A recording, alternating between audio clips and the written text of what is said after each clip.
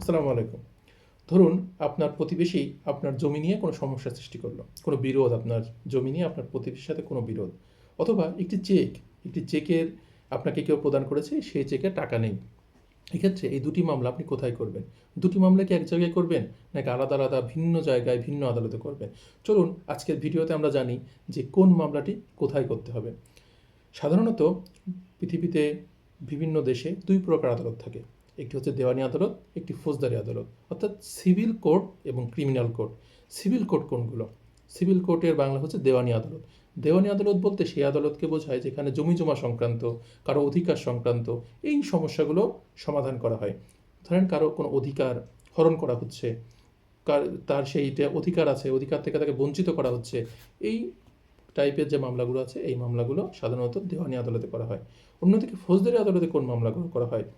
যেখানে আপনার কাছে কেউ ধরেন চেক দিয়েছে, চেক দেওয়ার পরে আপনার সেই চেকে টাকা পাচ্ছেন না, সেক্ষেত্রে ফৌজদারি আদালতে যাবেন। অথবা আপনাকে কেউ হত্যার হুমকি দিয়েছে, কেউ হত্যা করেছে, তারপরে কেউ ধর্ষণ করেছে, কেউ চুরি করেছে, ডাকাতি করেছে, কারো শান্তি ভঙ্গ করেছে, সেক্ষেত্রে সেই মামলাগুলো যাবে ফৌজদারি আদালতে। একটি দেওয়ানিয়া মামলা সচরাচর করা হয় সরাসরি কোর্টে এসে আর্জি দাখিলের মাধ্যমে একটি দেওয়ানি মামলা আদালতে দায়ের করা হয়। অন্যদিকে ফৌজদারি মামলাগুলো থানায়ও দায়ের করা যায়, আবার কোর্টেও দাখিল করা যায়। ফৌজদারি মামলাগুলো থানায় যখন দাখিল করা হয় এফআইআরের মাধ্যমে ফৌজদারি মামলাগুলো থানায় দাখিল করা হয়, অথবা সরাসরি কোর্টে এসে সিআর কেস অর্থাৎ কমপ্লেন রেজিস্টার্ড কেসের মাধ্যমে ফৌজদারি কেসগুলো আদালতে দাখিল করা হয়।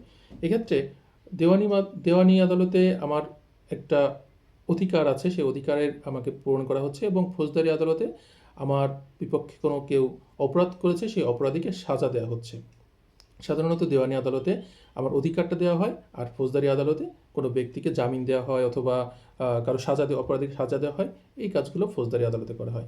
আমরা এই ভিডিও থেকে জানতে পারলাম যে দেওয়ানি আদালত সাধারণত জমিজমা সংক্রান্ত। আমরা সাধারণ কথায় যেটা বুঝি, জমিজমা সংক্রান্ত বা অফিস সংক্রান্ত যে বিষয়গুলো আছে সেক্ষেত্রে দেওয়ানি আদালতে, এবং কোনো অপরাধ সংক্রান্ত যেটা কোনো অপরাধ হচ্ছে, খুন, ধর্ষণ, ডাকাতি, রাহাজানি, এই টাইপের যে মামলাগুলো, এই মামলাগুলো হবে ফৌজদারি আদালতে।